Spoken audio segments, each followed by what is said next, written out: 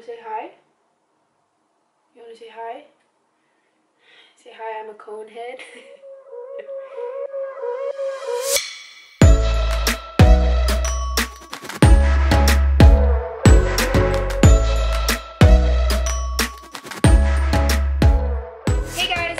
Channel. My name is Kanessa Carey. If you are new here, thank you so much for clicking on this video. So today we're going to be talking about 5 steps in starting eating disorder recovery. These are just kind of 5 tips that I think really encompass the beginning of approaching recovery, really diving into recovery from your eating disorder. So that's what I'm going to talk about today. I do want to throw a little bit of a disclaimer out there. This is just from my past experience, from my recovery experience. Everyone's experience is going to look different, and that's totally okay, but this is just kind of my experience, some of the things that I went through when I was beginning my recovery process. Also, I'm not a dietitian, nor am I a therapist, nor am I a doctor, so this is just merely my experience and things that have helped me in my recovery process. So the first step in recovering from your eating disorder is to first acknowledge that we are struggling, that we need help. One thing I had to realize was that how I was living my life, things that I was doing in my life were not working for me, and at the same time that also includes admitting that you are struggling, and that is a-okay to admit. It's totally valid that you would be scared to admit something like that, because the goal of your eating disorder is to be in control. That is probably one of the main components of your eating disorder. I know, at least for me, that was mine. It was to be in control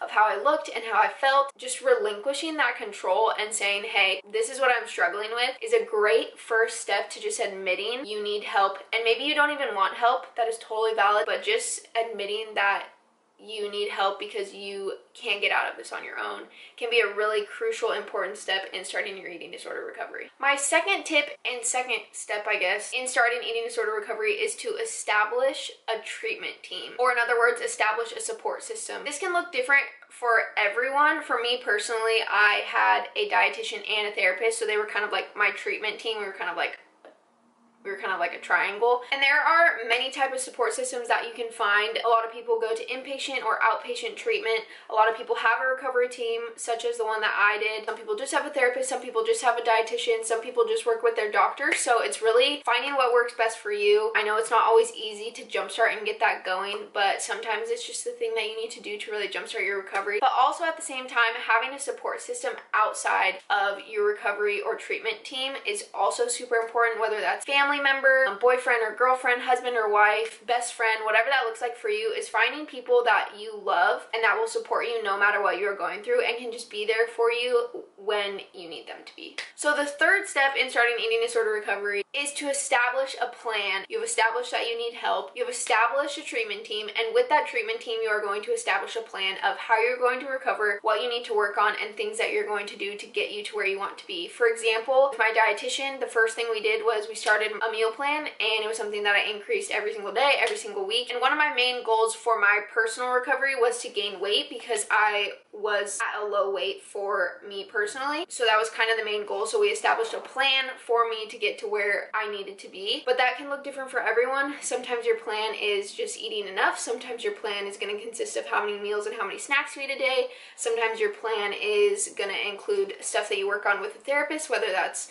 cognitive behavioral work, body acceptance work. It can look different for a lot of different people, but really establishing that plan to keep you accountable so you have a clear direction of where you need to go and what you need to do to get to where you want to be is just super, super important. Having a plan is also really important, because your eating disorder, the last thing that it wants is for you to have a plan for recovery, because that means that your eating disorder is losing control. And so having that plan can be really helpful. It can give you guidance and give you direction when your eating disorder is telling you that this is wrong and this is bad and this is just going to ruin everything, and all of those thoughts that you might be feeling or thinking, all those things that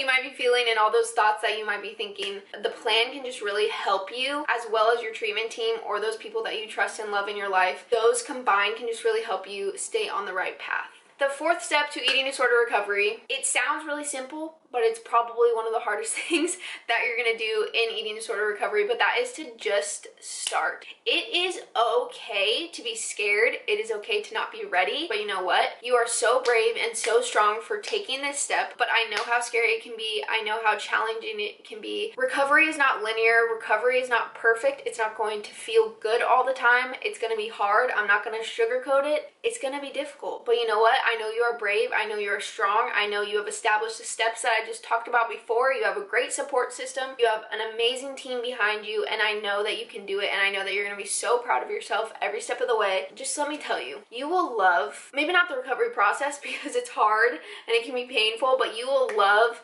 the person that you have become on the other side. I am absolutely in the most peaceful place I've ever been since starting my recovery journey a few years ago. I'm so thankful for all the people that helped me get there and just everything I did to get to where I am today. I'm so proud of you for even watching this video, for even starting to think about recovery. I think that is so brave and it speaks volumes. My fifth and final step for beginning your recovery process is to just have compassion on yourself, to be kind to yourself. I just encourage you to have compassion for yourself, to know that it's okay to not be okay, to know that it's okay to need help. So I think that one is probably pretty dang important. I hope these 5 steps gave you some sort of direction as you begin your eating disorder recovery process. Wherever you are in your recovery journey, I just commend you because it is not an easy task. If you're on the fence about it, if you're thinking about recovery, I highly, highly, highly recommend following some of these steps, following through with them, and just really seeing where that takes you. I know it's not an easy thing. I can tell you right now, I didn't always want to recover. I didn't always want to start recovery. I am so, so, so thankful that I did. Right now, you probably feel alone and you feel like you're struggling and you feel like no one else really gets it and no one else really knows what you're going through, and everyone's situation is unique. But trust me, I've been there. I've felt alone. I've felt unworthy of recovery. I felt scared to recover. Just know that recovery is amazing, and being on the other side of your eating disorder and so far removed from your eating disorder is even more amazing. I just encourage you guys to take those steps towards recovery. I don't think you're gonna regret it, and I just hope that whoever's watching this video finds it helpful in some way, shape, or form. Maybe you yourself are not struggling with an eating disorder, but you know someone who is, and you can help them take these steps. Thank you so much for watching. If you would like, please like and subscribe. Thank you so much for watching this video. I really appreciate it. I'll talk to you guys next time. Bye.